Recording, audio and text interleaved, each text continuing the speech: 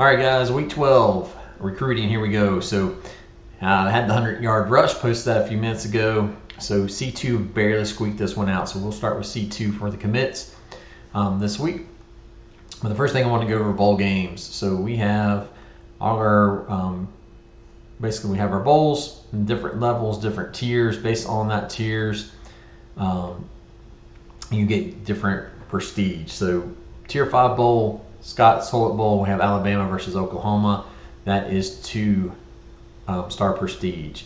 So the next one is a tier 4 bowl, which is Duke's Mayo, which is Syracuse versus SMU. Then we have our 3 tier 3 bowls, which is the 3 prestige.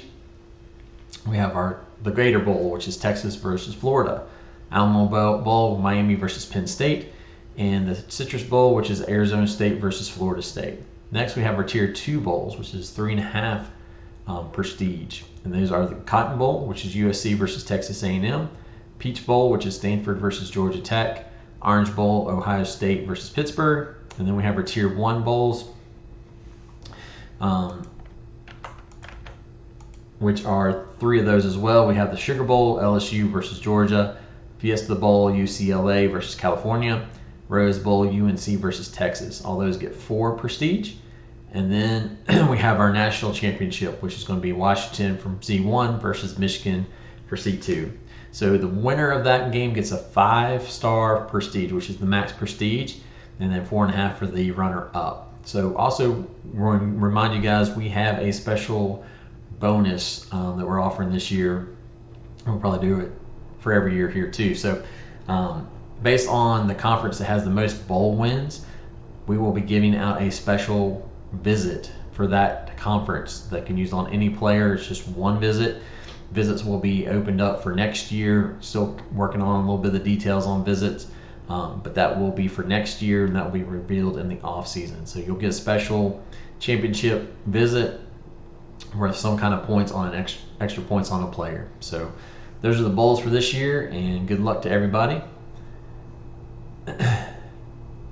And once again, here's our leaderboard, wrapping up a little bit. So everybody's getting pretty close. Your teams with Syracuse, Arizona State, SMU, you guys got a little bit of work to make up. You got those 10, you get 10 players, 10, 11 players there for the National Signing Day. So just remember, for National Signing Day, 200 points on a player, they automatically commit.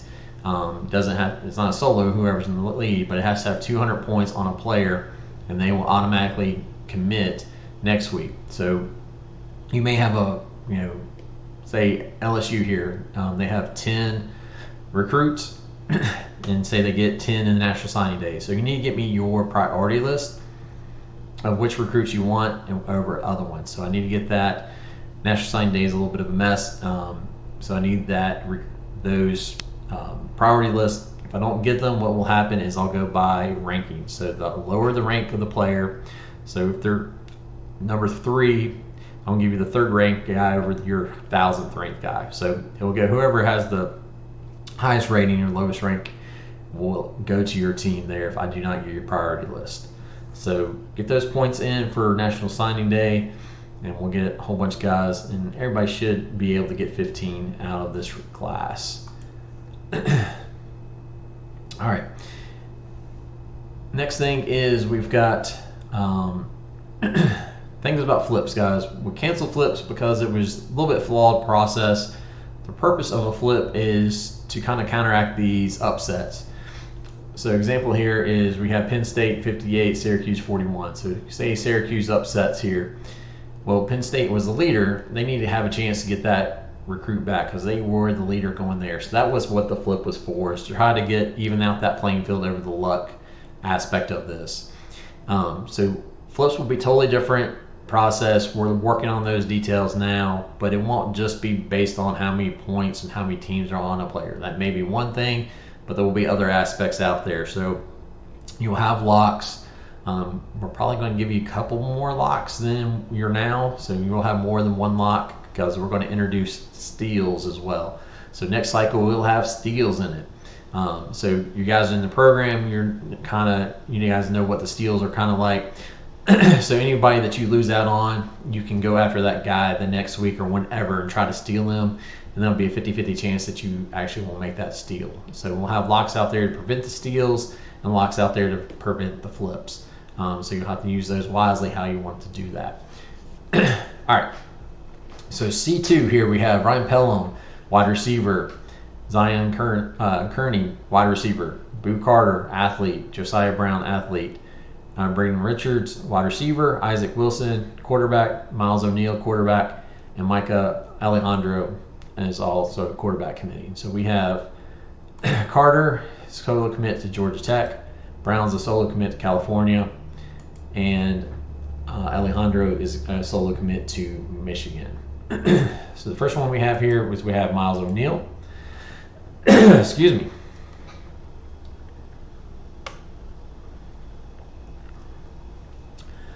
So we have Florida State with the 36 over California with 28 here. So let's see what happens.